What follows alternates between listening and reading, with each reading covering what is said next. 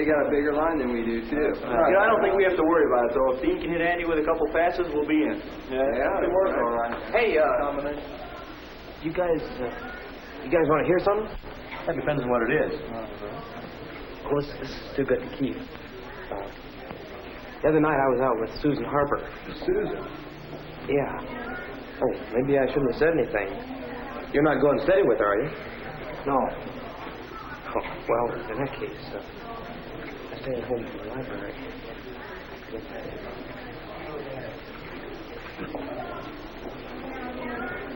Susan said that? Yeah, that's what she said. No kidding. No. Yeah. Hey, there's Bill. We better. I got Dave, you guys. See you back later. I think he's just bragging. I doubt if he even had a date with Susan. Mel's the kind of guy who'd say anything to get some attention. See you, Frank.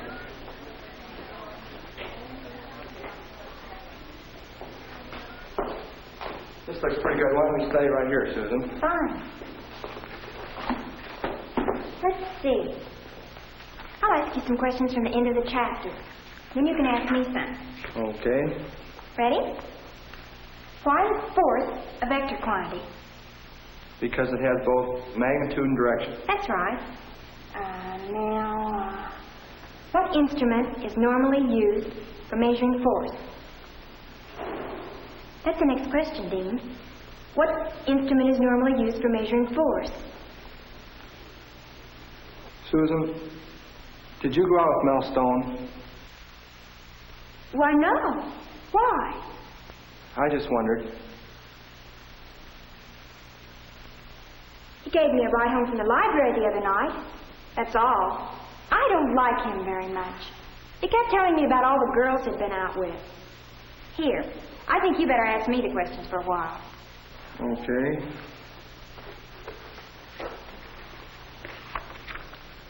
Let's see. Well, here's one. Why don't you give me Newton's first law? Oh, I hope I can remember that. Page 80. You know you're boning up on the wrong thing, don't you? The test covers pages 70 to 80. That's what Miss Adams told us. Yeah, I know. That's what she told everybody. But I took the test second hour this morning. I can tell you what the questions really are. I suppose the honor system applies to everybody but you and me. Okay, I was just trying to do a friend a favor. Excuse me. I see Marilyn, and I want to give her back the pen I borrowed. Bye, Dean. Bye, Susan. Boy, she sure is a nice-looking girl. She's nice, period. Oh, hey, Dean? Hey, Dean? How's football practice coming? We keep at it. Yeah, I was watching scrimmage the other day. You look real good.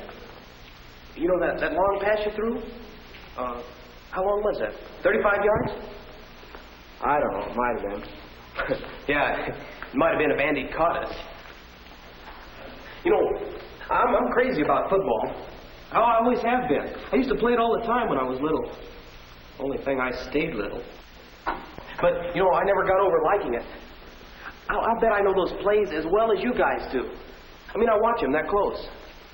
It's very interesting. Yeah, that's how come I can spot it when somebody's not doing his job, like Andy not catching that pass. I wonder if the coach knows Andy's breaking training. What do you say? Yeah, I thought you'd be interested. I thought you'd like to know where the foul-up is, because you can't win that game with East High by yourself, and Andy's letting you down. Listen, Mel, you start spreading guff like that around, and I'll personally shut you up. It's not guff. It's true. The other night at 10:30, I saw him walking down Jefferson Street, and he's supposed to be in bed at 10. Yeah, as a matter of fact, that was the night I took Susan home from the library. Ask her if you don't believe me. How I was coming back from taking her home when I saw him. I think somebody ought to tell the coach, don't you? I told you, if you start spreading anything against Me? Andy... Well, why should I tell the coach anything? It's your team. Oh, forget it. Okay, suit yourself. I still think you ought to tell him.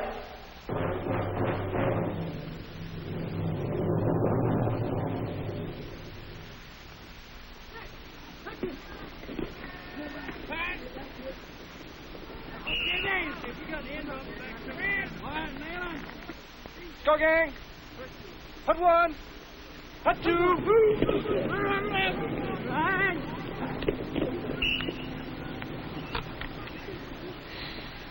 Take it easy, Andy. We'll get it next time. Okay.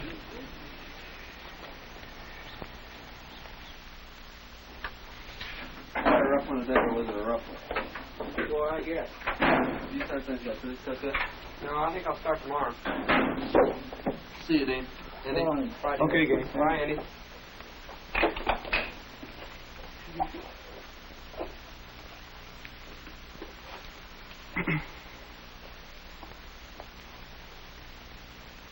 Say, Andy, Yeah?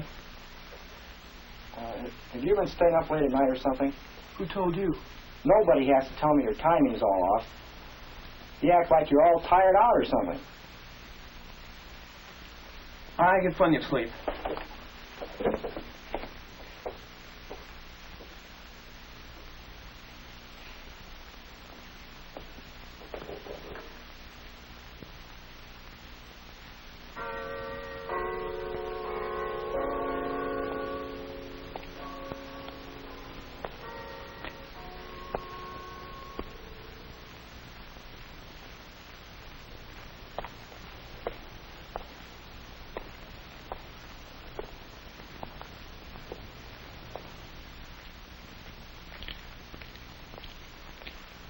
Andy?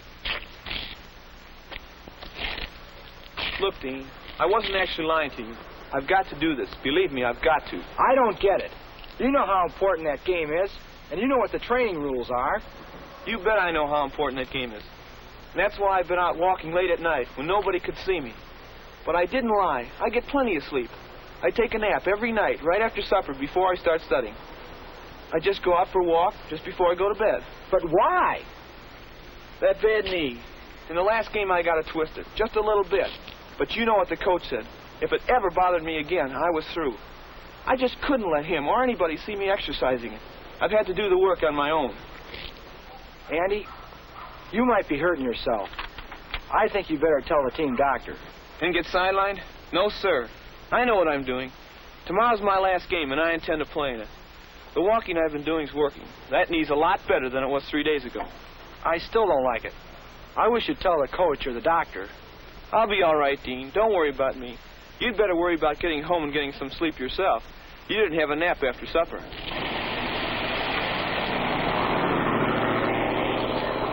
Wouldn't you know it? Mel Stone. Do you think he saw us? I think he saw us.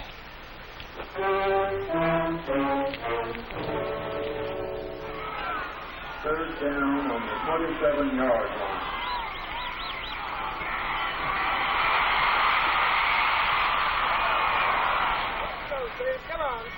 My, our All-American boys are getting clobbered. Pass interception and touchdown for East High by 6. The kick was no good. Come on, gang, let's go! First and 10 on the 35-yard line.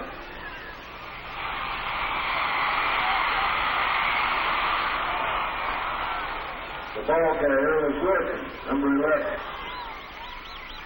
It's Andy. He's hurt. Get up, Andy! The injured player is Andy McGuire. Come on, gang, get with it. Come on, you guys. Quit loafing. You're not hurt. Let's play ball. Is he hurt or just tired? I may have to ask that little question at the dance tonight.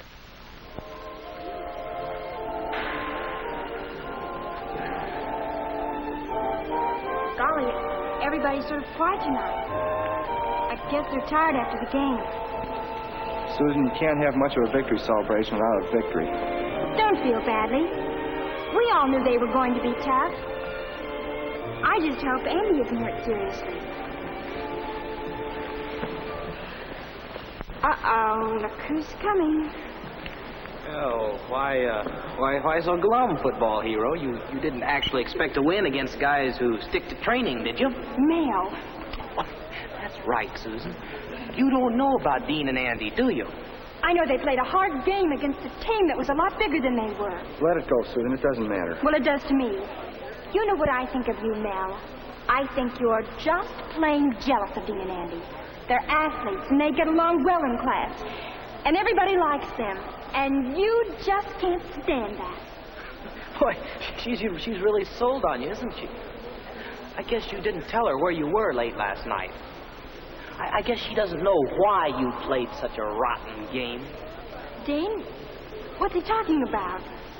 Why don't you get lost, Mel? What good is all this doing you anyway? Did you hear? The lady wants to know what I'm talking about.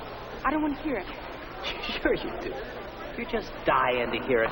As a matter of fact, everybody here is dying to hear it. Go ahead, make a speech, hero. Please, Mel. Are you going to speak up, Deanie boy, or shall I tell? You're bothering us. Beat it.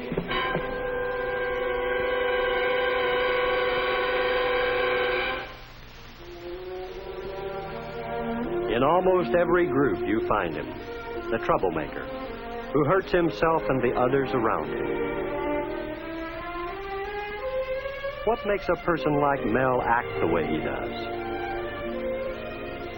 Is the group ever at fault? How would you cope with someone like Mel in your group? Could you help him? What do you think?